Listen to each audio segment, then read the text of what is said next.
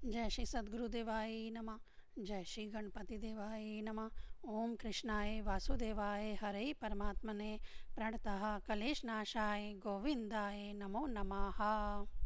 श्रीमद्भागवत महापुराण दशम स्कंद अध्याय 56। सिमंतक मणि की कथा, जामवंती और सत्यभामा के साथ श्री कृष्ण का विवाह। श्री सुखदेव जी कहते हैं, परीक्षित, सत्यजीत ने श्री कृष्ण को झूठा कलंक लगाया था। फिर उस अपराध का मार्जन करने के लिए उसने स्वयं सिमंतक मणि सहित अपनी कन्या सत्यभामा भगवान श्री कृष्ण को सौंप दी। राजा परीक्षित ने पूछा, भगवान, सत्यजीत ने भगवान श्री कृष्ण का क्या अपराध किया था? उसे सिमंतक मणि कहाँ से मिली और उसने अपनी कन्या उन्हें क्यों दी? श्री सुखदेव जी ने कहा, परीक्षित, सत्यजित भगवान सूर्य का बहुत बड़ा भक्त था। वह उसकी भक्ति से प्रसन्न होकर उसके बहुत बड़े मित्र बन गए थे।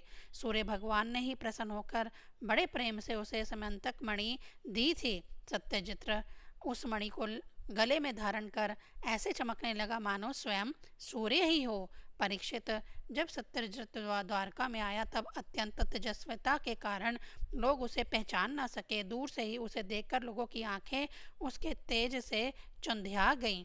लोगों ने समझा कि कदाचित भगवान सूर्य स्वयं ही आ रहे हैं। उन लोगों ने भगवान के पास आकर उन्हें इस बात की सूचना दी। उस समय भगवान श्री कृष्ण चौसर खेल रहे थे।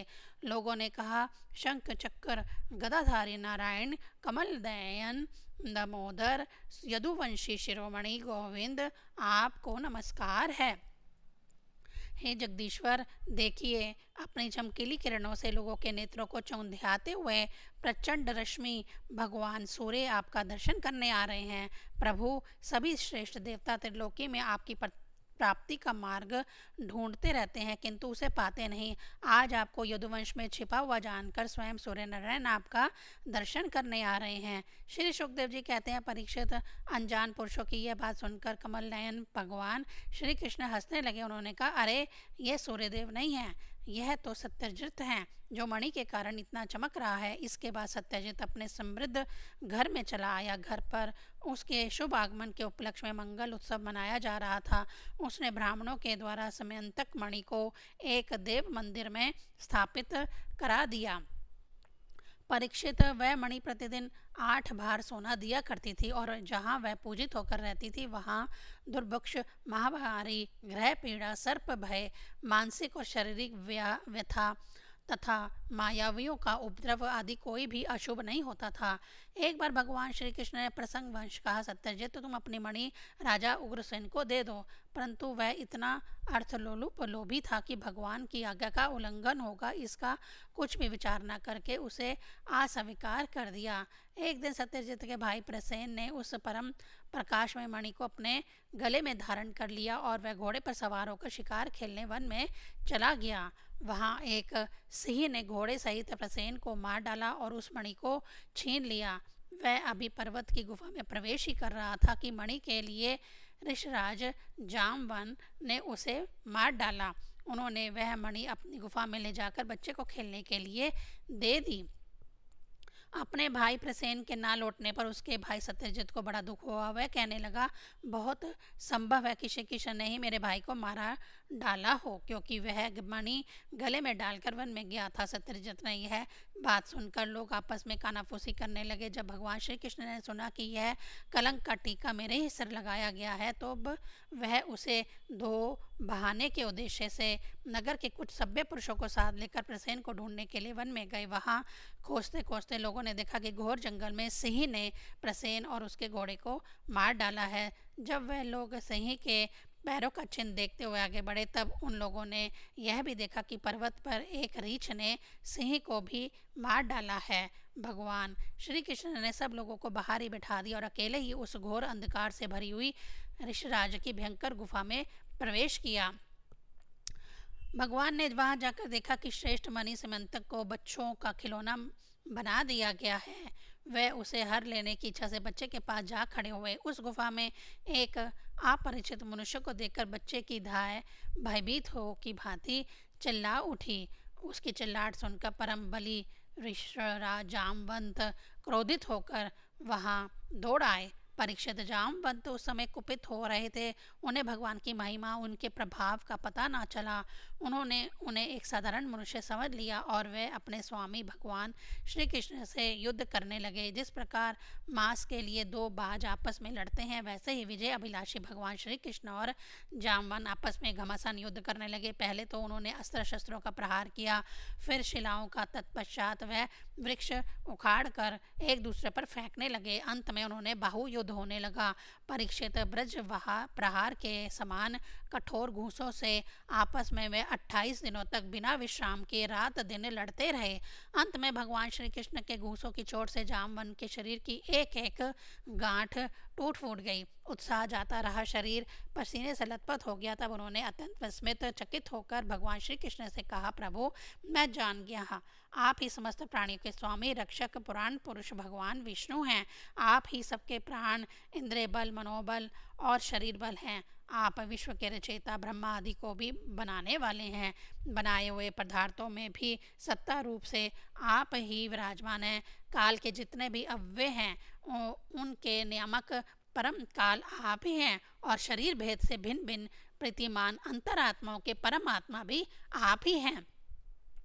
प्रभु, इस मुझे स्मरण है, आपने अपने नेत्रों में तनिक सा क्रोध का भाव लेकर तीर्थी दृष्टि से समुद्र की ओर देखा था। उस समय समुद्र के अंदर रहने वाले बड़े बड़े घड़ियाल और मगरमच्छ क्षुब्ध हो गए थे और समुद्र ने आपको मार्ग दे दिया था।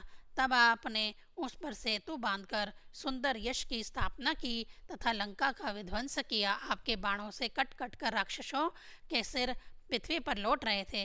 अवश्य ही आप मेरे वे ही श्री राम श्री कृष्ण के रूप में आए हैं।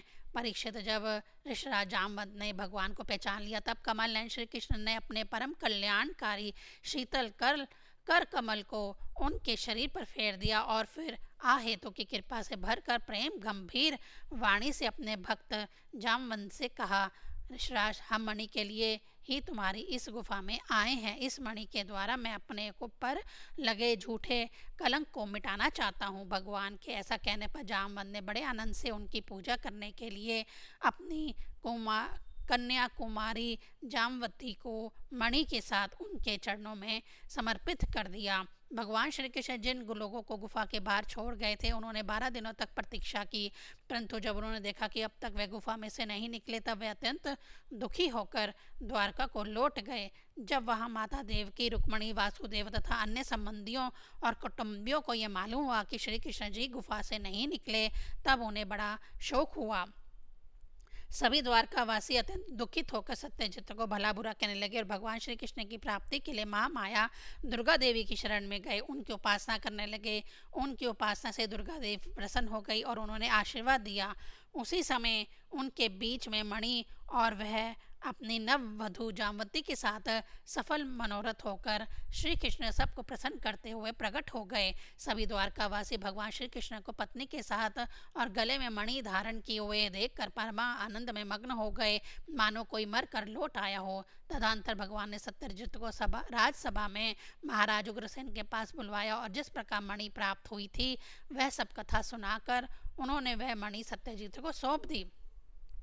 सत्यजित अत्यंत लज्जित हो गया। मणि तो उसने ले ही ली, परंतु उसका मुंह नीचे की ओर लटक गया। अपने अपराध पर उसे बड़ा पश्चाताप हो रहा था। किसी प्रकार वह अपने घर पहुंचा। उसके मन की आंखों के सामने निरंतर अपना अपराध नाचता रहा। बलवान के साथ विरोध करने के कारण वह भयभीत भी हो गया था। अब वह यही सोचता रहा कि मैं अपने अपराध का मार्जन कैसे करूं, मुझ पर भगवान श्री कृष्ण कैसे प्रसन्न हो, मैं ऐसा कौन सा काम करूं जिससे मेरा कल्याण हो और लोग मुझे कोसे नहीं। सचमुच मैं अदूरदर्शी शूद्र हूँ। धन के लोभ से मैं बड़ी मूढ़ता का काम कर बैठा। अब मैं रमणियों के रत्न के समान अपनी कन्या सत्यभामा और वह समयंतक मणि दोनों ही श्री कृष्ण को दे दूं। यह उपाय बहुत अच्छा है, इसी से मेरे अपराध का मार्जन हो सकता है और कोई उपाय नहीं है। सत्यजित ने अपनी विवेक बुद्धि से ऐसा निश्चय करके स्वयं ही इसके लिए उद्योग किया और अपनी कन्या तथा समंतक मणि दोनों ही ले जाकर श्री कृष्ण को अर्पण कर दी। सत्यभामा शील स्वभाव, सुंदरता, उदारता आदि सद्गुणों से संपन्न थी। बहुत से लोग चाहते थे कि सत्यभामा हमें मिले और उन लोगों ने उन्हें मांगा भी था, परंतु अब भगवान श्री कृष्ण ने विधि पूर्वक उनका पानी ग्रहण किया। परीक्षित, भगवान श्री कृष्ण ने सत्यजीत से कहा, हम समंतक मणि ना लेंगे। आप सूर्य भगवान के भक्त हैं, इसीलिए वह आपके पास ही रहे। हम तो केवल उसके फल के अर्थात उससे निकले हुए सोने के अधिकारी हैं, वही आप हमें दे दिया करें। 56वां अध्याय संपूर्ण। ओम नमो भगवते वासुदेवाय नमः। यह कथा हमें क्या सिखाती है? सच्चाई छुप सकती है पर हारती नहीं। भगवान पर आरोप लग सकते हैं पर सत्य हमेशा प्रकट होता है।